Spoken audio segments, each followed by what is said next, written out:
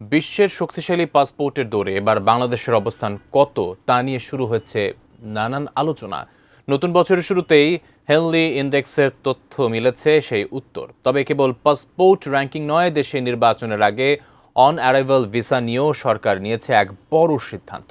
কিন্তু কেন এই কড়াকড়ি, আর তালিকায় আমাদের বর্তমান অবস্থানই বা কোথায়? এ নিয়ে বিস্তারিত থাকছে সাদিয়া সিদ্দিকার রিপোর্টে। সম্প্রতি বৈশ্বিক ভিসামুক্ত ভ্রমণের সুযোগের ভিত্তিতে প্রকাশিত হেনলি পাসপোর্ট ইন্ডেক্সের 2026 সালের জানুয়ারি সংস্করণে বাংলাদেশের পাসপোর্টের দুর্বল চিত্র ফুটে উঠেছে। মঙ্গলবার 13 জানুয়ারি প্রকাশিত এই সর্বশেষ তথ্য অনুযায়ী বাংলাদেশের পাসপোর্ট বর্তমানে বিশ্বের সপ্তম দুর্বল অবস্থানে রয়েছে। বিশ্বের 199টি পাসপোর্ট এবং 227টি ভ্রমণ গন্তব্য বিবেচনা করে তৈরি করা এই তালিকায় মোট 101টি অবস্থানের মধ্যে বাংলাদেশের স্থান হয়েছে 95তম।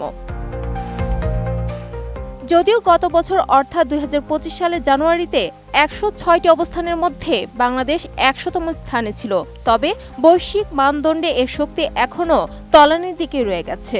বর্তমানে একজন বাংলাদেশি পাসপোর্টধারী বিশ্বের মাত্র 37টি দেশে কোনো পূর্ব আগাম ভিসা ছাড়াই ভ্রমণের সুবিধা পাচ্ছেন।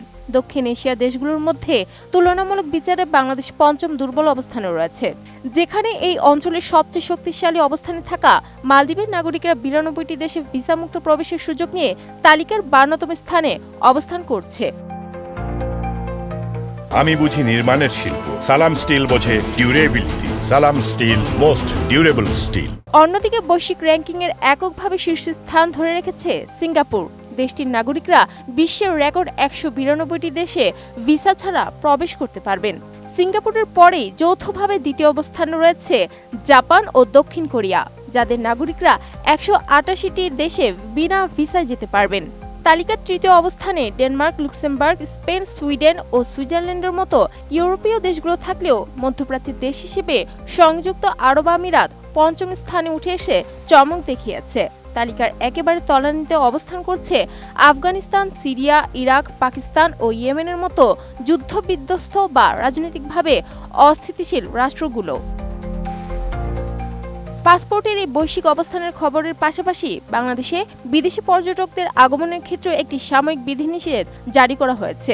দেশের বর্তমান অন্তর্বর্তী সরকার আসন্ন নির্বাচন উপলক্ষে নিরাপত্তা ব্যবস্থা জোরদার করতে আগামী 15 জানুয়ারি থেকে 15 ফেব্রুয়ারি পর্যন্ত সব ধরনের অন অ্যারাইভাল ভিসা সুবিধা স্থগিত ঘোষণা করেছে। এই সময়ের মধ্যে কেবল নির্বাচন সংক্রান্ত কাজে নিয়োজিত বিদেশি নাগরিকরা বিশেষ সুবিধায় আসতে পারবেন।